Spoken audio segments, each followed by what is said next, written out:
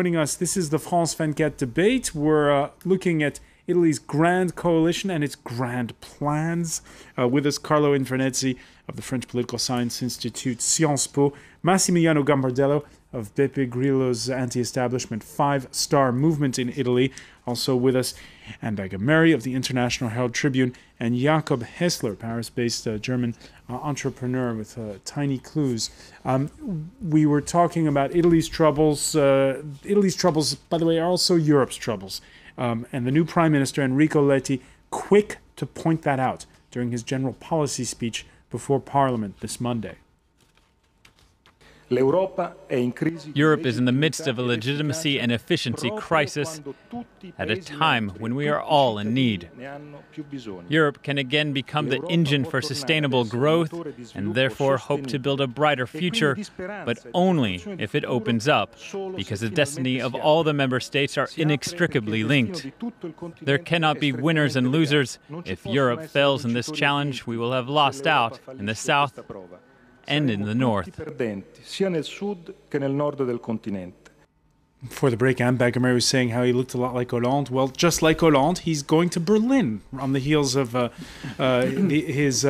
once that cabinet's approved by the Senate on Tuesday. Is that the right thing to do? Go to Berlin as early as Tuesday? Well, it depends what he says in Berlin.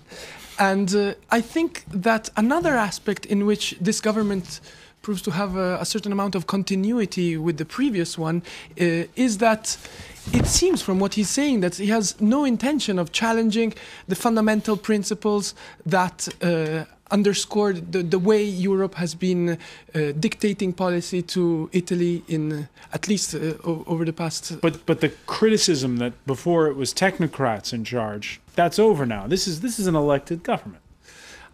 I mean, before it was technocrats in charge, but they were always supported by the parliament and exactly the same coalition. Many of the same ministers are in power.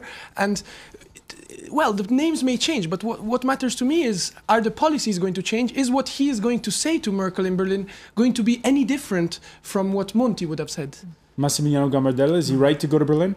I totally agree with my Italian colleague. I mean, he go to Berlin to take note, to do what? I mean, I'm really afraid of this. Sorry. In the sense that he's a member of Bilderberg Group. We know what is Bilderberg Group. You talk about a technocrat and politician. By the way, we're a parliamentarian republic, so we never elect a president. So it's just the parliament and the president of the republic that say somebody, and the parliament say yes or no. Like in Monti case, I mean, what they will do in Berlin, but this is just so. My What should he be saying to Angela Merkel on Tuesday? What should he be saying to her? I have no idea what he will say. But what should he be saying? What I would like that he says something like, "We are Italy. We want to rebuild together Europe. We don't want to take note of what we have to do." And I mean, he has to change. I would like that is something that we have in our program, that is to rebuild together the rule of Europe. Because now it's impossible. We are in a situation in which people are on the street. We are the market that govern the life of the people. But I mean, it's not possible that the market govern the life of the people. And this is a consequence that we have euro, but we don't have a Europe. So they have to renegotiate everything and to renegotiate all together. This is what I would like to hear from everybody. I mean, every politician, Letta or the other. Jakob Hessler, how will that sit down go? As I believe that everyone in Europe tries to buy time until German election in September. So if you think that that's true, then probably nothing's really exciting is going to happen. Maybe he's going to push for a little more macroeconomic measures. But again, the fact that we have that austerity may be choking Europe doesn't mean that Italy and Spain and these countries don't need to reform the way they govern their societies, in the way their labor markets, their pension schemes, etc., etc., etc. There is a unfortunate, I find, an unfortunate amalgam between, if you're against austerity, it means you are for the freewheeling spending policies of the past that are really the ones that have gotten the countries where they are. I mean, the fact that if you remember, if you were only able to collect half of the tax that Italian taxpayers owe to the state, you wouldn't have a budget problem. Now, why is it apparently impossible, and it's very hard to explain to a German middle-class family where the tax is taken right every month before they even receive them? Yeah, it's taken at the source. How do you explain to them that they should be paying more taxes, and at the same time, how can they be solidary with Greece and Italy? And they should be, and there should be solidarity. And I think there needs to be a lot more. We need to get more into the details of some of these things and how they work, I think. And Bagamaria, you're just back from Italy. Yes. Do you get the sense that there's reform fatigue, or do people understand the message that Jakob Hessler is making? I think it's a very unscientific sample, but I think Italians would like this to be an Italian solution on Italian terms. I think that with Letta going to Berlin to talk to Mrs. Merkel, I think that it's probably fine. He's got to come to Paris, he's got to go to London, he's got to meet his colleagues now. But to go to Berlin to be lectured to is probably not something that will go down well with anybody. And Mrs. Merkel likes to lecture. I mean, we've seen that. She's still lecturing. So my sense of the people that I've talked to is that Italians are ready for a little self-determination. I'm not sure that they quite understand. I mean, people I've talked to are actually a little bit nostalgic for Berlusconi. They didn't like Monti. They were very disappointed in Monti. I think maybe the expectations were that Monti would fix everything, and he didn't. And so he had farther to fall than Berlusconi did. I think there are people who are actually pleased that Berlusconi is in the government again. They liked some of what he did. They've forgotten the bad stuff. So there may not be a strong sense that of the way things are going to go forward, but I do get the sense that the Italians would like to decide their future for themselves. Carlo and Venezia. No, so I fully agree with what you just said. I think one of the points we didn't mention in discussion earlier is that apart from Grillo, the other big victory, or the other big victor of this government, is precisely Silvio Berlusconi, who is going to have it both ways. He's going at the same time to be able to govern. Angelino Alfano is the vice prime minister, and to pretend he's going to be in opposition, and therefore play the same trick he played on Monti, and probably win the next elections. So I agree with you that, and this is reflected in Italian public opinion. On the other hand, I wanted to get back to one of the points that you raised before, because if I understood correctly, you said at one point that what got us into this crisis to start it was crazy spending. Maybe I have a different interpretation, because it seems to me that it's precisely many of what people calling for reforms today want to, which is deregulation, financialization. This seems to me much more important in explaining why we got into the crisis than... Did you have any? Did you have any? Look at what Berlusconi did. He was elected on a quote-unquote liberal economic platform. Nothing of all of this materialized. The economy hasn't changed. He just continued spending. Yes, he did the same thing that some American presidents like to do, which is he slashed taxes and then continued to spend the way before. So maybe he didn't spend more than his predecessors. But if you lower taxes for your buddies and for your friends, well, and you don't change your spending, the gap increases. And that's just irresponsible. And if the Italian population says, in the end, ends up re-electing Berlusconi, then no Europe can ever help them. Then they really have to get out of that themselves. Because, how can you... Well, I'm not Italian, so I shouldn't judge. But how can you vote for someone who's ruined this country with a series of unkept promises, of lack of any personal integrity and any economic competence? If it were the guy if he'd done anything great, but nothing. Talk to any serious business leader in Italy, the ones I know, the bankers, the industrialists, none of them would say that he has the economic competence it takes to lead Italy out of that crisis. I don't know who has it. I think the problem is that if you have a technocrat like Monti, you don't have the political competence, so it doesn't matter if you have any economic competence. So it's. I hope for the next generation. I think this. What's this? The mayor. The mayor of. The mayor. No, no, it's not the next generation. The mayor of Firenze is the next generation. Now, yes, he's a populist and all this, but let's see. Right. I won't just say that.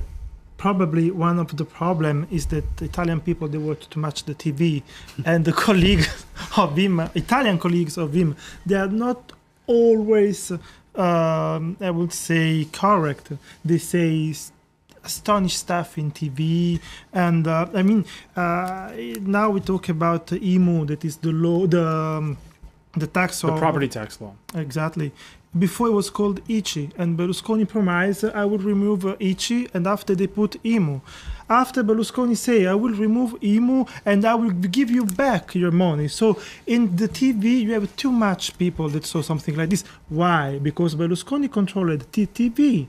And I will just give you an example of the problem that we have in Italy. In 2006, I think, something like this, Google just removed Italy in a competition because Berlusconi changed a law, and the law was a law about the balance. He changed the law because he don't want to go to the jail or for some, not for this reason, he changed the law because it was a good idea to change the law. But, it happens that he didn't go into jail because of this law. By the way, this is the problem. We cannot have people like Berlusconi that control the information. We are abroad. If you stay in Italy, you really see in the TV each day, each time, porta porta. We have Renzi they go to the Amici, that is a TV transmission for family. Nothing serious, but people just believe this stuff. Well, that's not what the latest poll results, the election results showed. His party didn't do very well. The election result in February. The election result, it was because you have a five-star movement that go on the square with the Beppe Grillo visibility, and so there was something different. If not, you still have PD, PDL, and I want just add something. Of the difference in between what it was before and now, also about the new generation. I suppose that when you talk about new generation, you talk about five-star movement, but also new people that go into the other party. Yeah, of course. And I will call this like a five-star movement effect, because they were obliged to change something in their party. They were obliged to put young people, right. And it was five-star movement that obliged to do it. But five-star movement, again, but I don't want to get back to the discussion. That was the first part of our discussion, which is not taking part in the coalition. There is this idea, when you looked at the French press this morning, Anne Bagamary, that somehow Italy would signal that fight back from the left, which the French aren't seeing. In fact, just if I could just say, over the weekend in France, the local news here has been fighting that's been going on within the ruling Socialist Party over whether to tone up the tone with the German Chancellor, President Hollande, talking about amicable tension. The Speaker of Parliament, though, prefers to call it just tension, quote, and if needed, confrontation. Claude Barthelon saying France must be able to battle the view of the European right because it brings to bear too high a cost for democracy with the spread of a certain populism in Italy and even in France. More than 75% of German exports are in Europe, 50% in the Eurozone. Can it continue to bankrupt all its customers? This is the Speaker of the French Parliament speaking. You look at the strong comment, the ad personam comments, which is the real problem against Angela Merkel. The real issue that people have is not to have a debate about what Germany should do or should not do. It is that he personalized this debate, and that when it comes from a major party, from the president of a parliament of a major European country, that is considered at the least undiplomatic, and it's just not very helpful. It's not very helpful because everyone will now focus on these matters of form, and we will not debate the questions of what the content is. What is the content we're talking about? And that has not helped anyone. I think it's just, Hasn't helped anyone, or is it going to bring to a head a lot of important discussions, most notably interest rates on this continent, which many feel are not going in the right direction to helping spur growth. Well, the ECB meets on Thursday, and the betting is they're going to cut 0.25 percentage points. They're going to take it down to 0.50, which is another record low. Finally, they're going to do that. No, I don't. I tend to agree that personalizing the conflict, the actually fairly healthy political tension between France and Germany, if you want to look at them on either side of the responsible countries in the debate, personalizing that is a kind of a rookie mistake.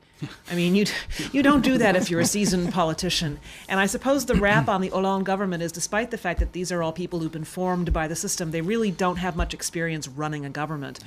The other thing you can see in the way the Hollande government is conducting itself, and I think this partly explains some of the attraction of groups like the Five Star Movement, is there's a sense here in France, especially since the affair of the budget minister, Jérôme Cahuzac, who had to resign because he'd been lying about his Swiss bank account. There's a sense that the Hollande government is not being frank with the people.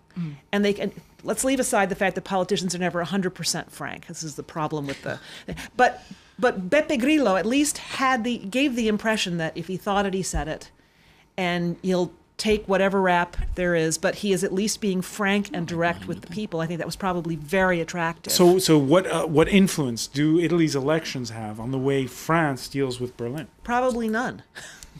Probably not. I can't imagine that the Hollande government is going to be influenced by what Italy does. I think France sees itself as exceptional in many, many ways, politically, economically, culturally, socially.